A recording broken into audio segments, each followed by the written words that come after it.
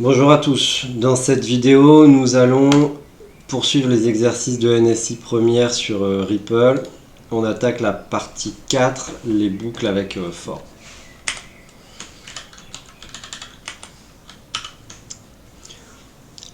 Étant donné deux entiers avec A inférieur ou égal à B, afficher tous les entiers entre A et B inclus. Bon, ça va se faire avec un range.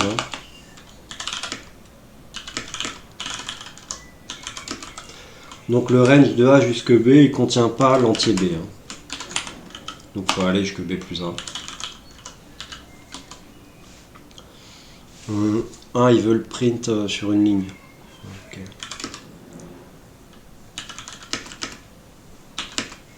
Un truc comme ça devrait faire l'affaire.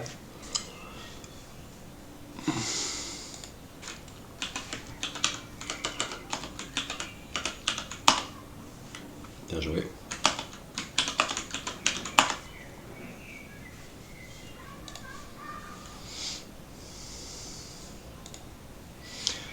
Donc si vous ne savez pas cette syntaxe-là, ça remplace la fin de ligne par un espace. Donc plutôt que de retourner à la ligne, à la fin du print, on met un espace. Une autre façon de faire, si vous ne connaissez pas ce truc-là, parce que vous avez le droit de vous dire « c'est dégueulasse, mais j'aurais jamais trouvé ».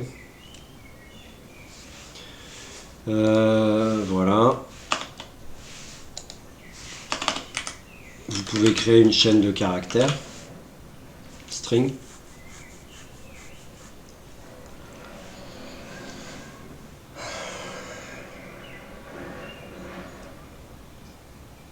Ah, mais ça va ajouter un espace. Avec juste... Alors,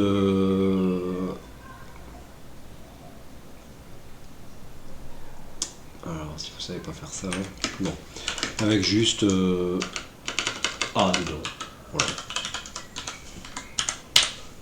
Ok. Ici, on commence à A plus 1.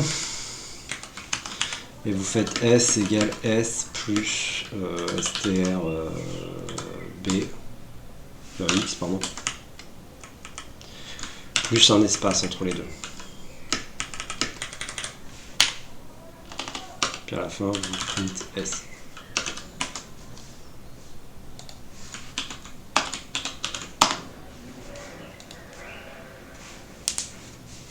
Et ça ne nécessite pas d'astuce inconnue sur print. Dommage de ne pas pouvoir replier une rubrique, quoi, ou passer directement à l'étape suivante. Mais bon, ça fait longtemps qu'ils n'ont pas amélioré leur interface dans Ripple. C'est bien, mais...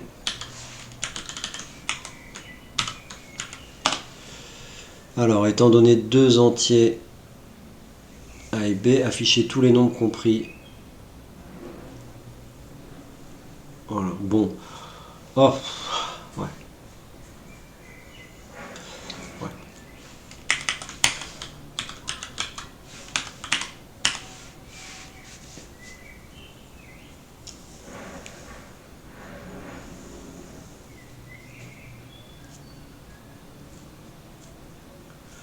Alors, on peut clairement faire ce que j'ai fait dans un cas, à l'étape précédente, et le refaire à l'étape, le refaire à l'envers dans l'autre cas, quoi. Pareil, on peut faire un truc comme ça. Si A est inférieur à B, on fait for x in range A B plus 1, print x virgule n égale un espace.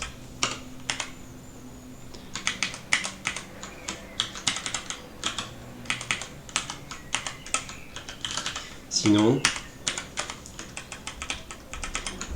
on va de B jusqu'à plus 1 et on print ça. Ça va passer. Ça m'apprendra à avoir ouvert ma bouche.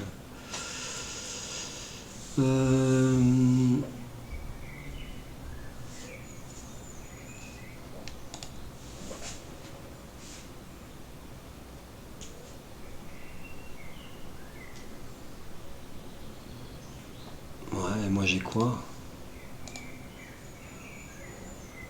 5, 6, 7, 8.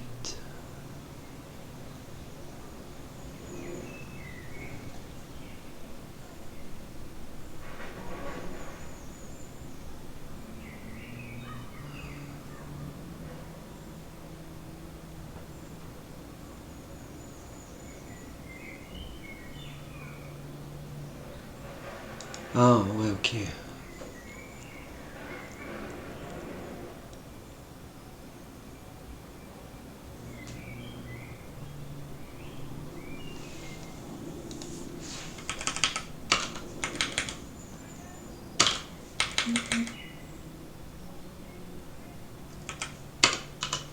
Comme ça donc.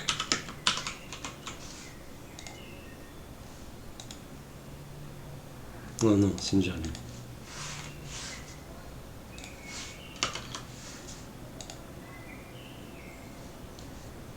Ok. Donc ce qu'on veut en fait c'est les afficher toujours à partir de A. Et donc créer un range dans l'autre cas de figure. Pardon. Celui où B est plus petit que A, on veut faire décroître le range. Moi je pensais qu'on voulait tout le temps le...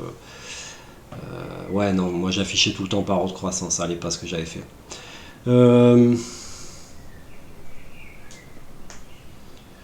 Si vous regardez bien, en fait, ici si on met plus 1,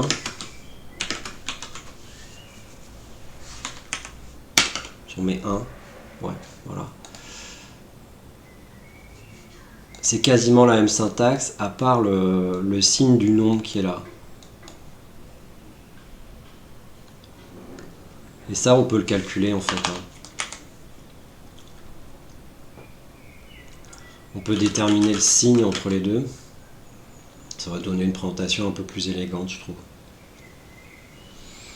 Le signe, c'est 1 si A est plus grand que supérieur ou égal à B, par exemple. Ouais, je vais le... ça, vous ne connaissez pas cette syntaxe-là. Donc si A est supérieur ou égal à B, on va mettre le signe égal à 1.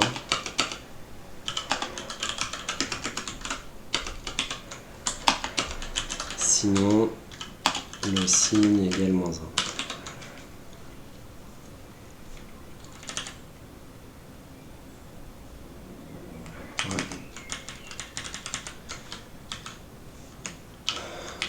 Et puis tout ce qu'on a à faire, c'est for x in range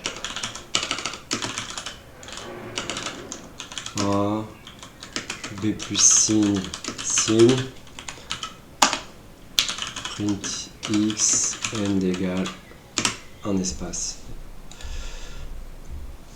Bien sûr, ça marche pas.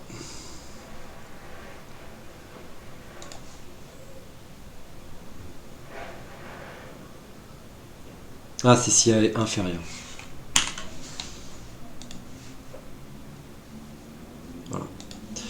Donc c'est quand même un... parce que c'est plus court, pas tant que ça. Hein. C'est plus court si vous savez comment écrire ça sur une ligne.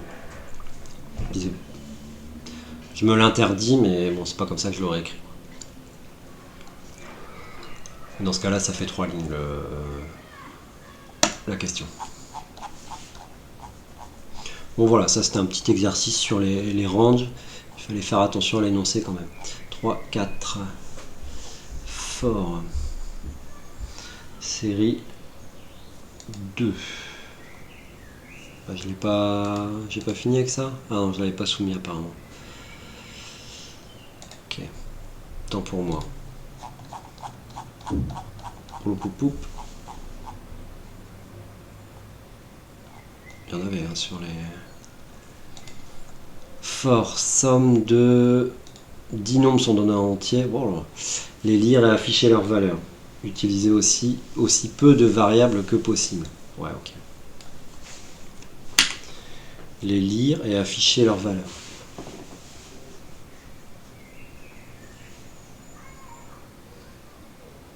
Bon, en fait, là, si vous utilisez une liste, vous avez quasiment pas besoin de variables. Vous pouvez faire un truc comme ça. For x in range 10, j'ai même pas besoin d'une variable nommée ici.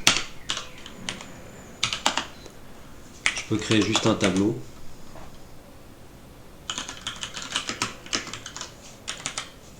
Je fais tableau append. Oh, je peux même faire, je peux même le faire par compréhension, mais là, à mon avis, c'est too much, quoi. Int input.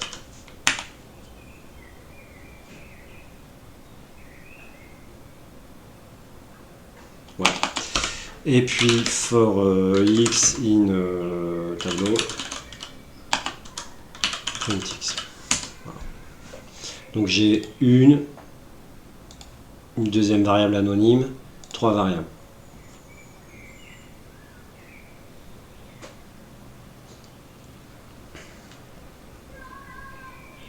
Voilà. Hein? Ah, c'est pas leur valeur, c'est la somme. 1 plus 2, etc. Oui, c'est la somme affichée. Ah, c'est pas leur valeur. Autant pour moi, ici, j'ai oublié, j'ai fait une typo en traduisant, c'est la somme qu'on veut. Ok.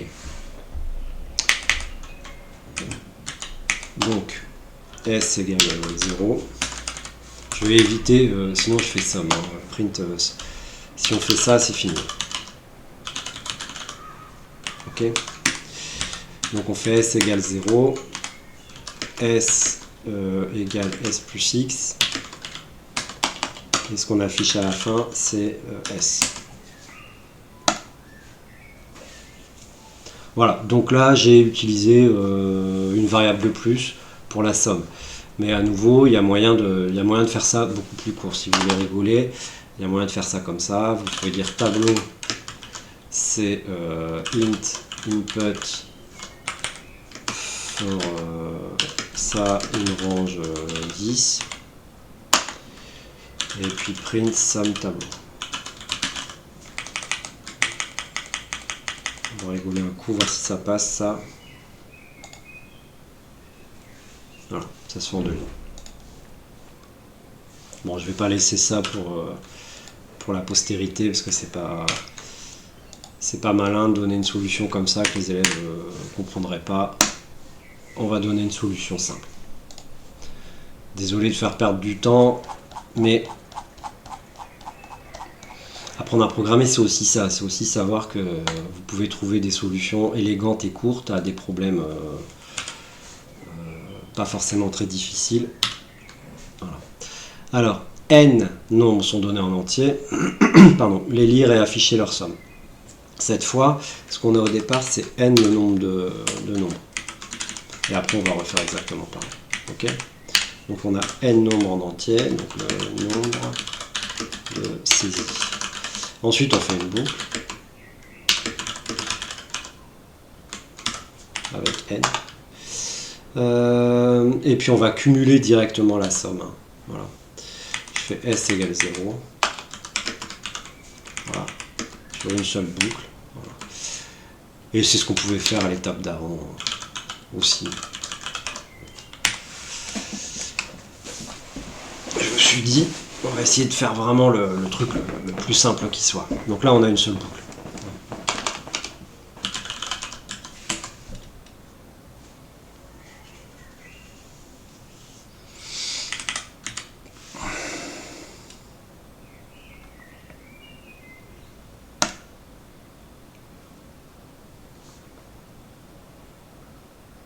Voilà. Je ne vois pas qu'il y ait grand chose à dire là-dessus. J'en ai fait combien déjà? 1, 2, 3, 4. Allez, un cinquième et on arrête.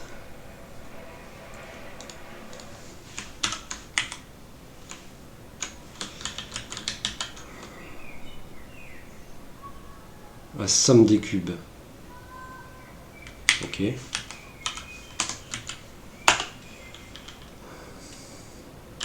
S égale 0. For x, une range n. S plus égale x cube.